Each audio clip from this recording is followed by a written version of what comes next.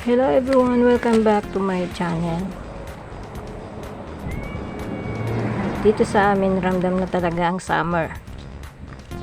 Sobrang init na. Grabe ang tindi ng init. Kung ikaw hindi ka sanay sa init, huwag ka nang lumabas. Magstay ka na lang sa bahay mo. Magpapa-aircon ka kung mayroon. Hindi kaya mag-electric fan. Kaya pumunta ka sa lugar na malamig. Kasi sobrang init talaga. Kailangan din natin uminom ng maraming tubig. Lagi tayo mag-iingat para maiwasan ng heat stroke. Sumusunod pa ito sa atin mga to. Nang mainit, sumusunod ito sa atin. Tatawid din sila. Ako kailangan ko lumabas para pakain ng mga stray cats. Ito sila at sumusunod.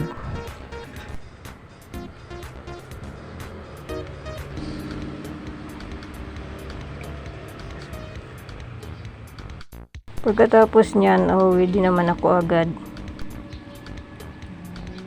Kung kailangan talaga lumabas, huwag kalimutan magdala ng payong para kahit paano may protection tayo sa init. Kung may mga alaga naman tayo, lalo na yung mga malalaking aso, lalo ng mga makakapalang balahibo, lagi din natin sila i-monitor para maiwas din natin sila sa tinatawag na heat stroke.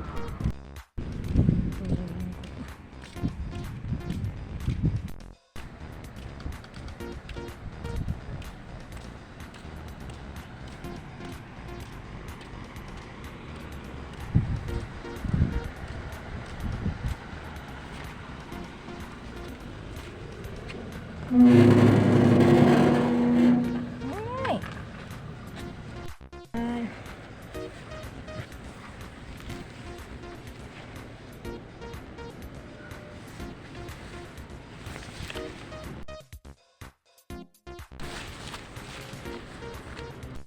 Uy, hindi ka dito linisin.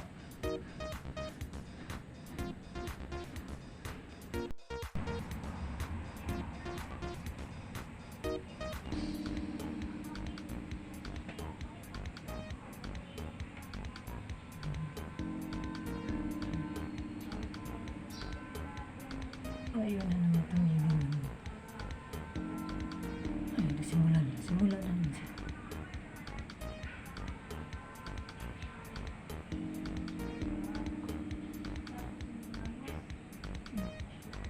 Pikunan. Sige, pikunan kayo dyan mamaya ha. Mainit din yata ang ulo ng aking mga alaga.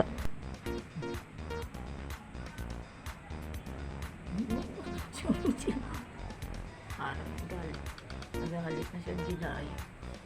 Nagalit na. Ayan, nagalit. Ayan, sige.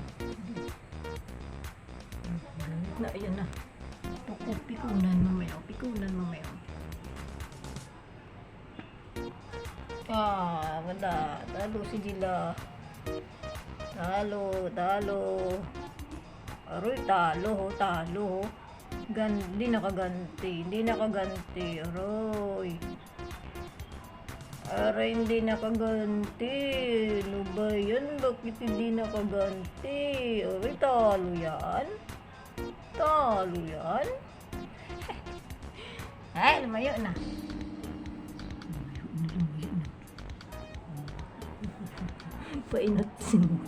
Painosente siya. Ikaw ha? Painosente ka, pabait-bait ka. Pero binuli mo na naman ang gilabag dyan, gumante. Good ka. Hello?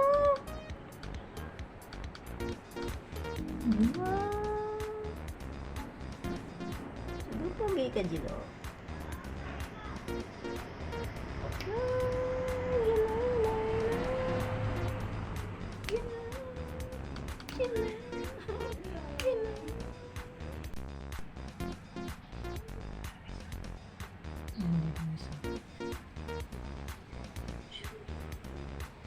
Ito yung ginagawa niya. Si Gino.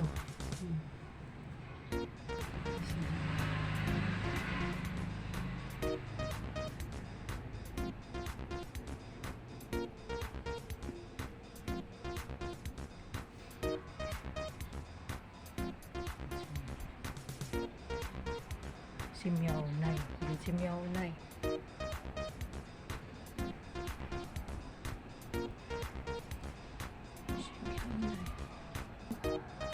Yan si Jida. Nandito si Bigote. Yun. Yun siya. Oh, yun.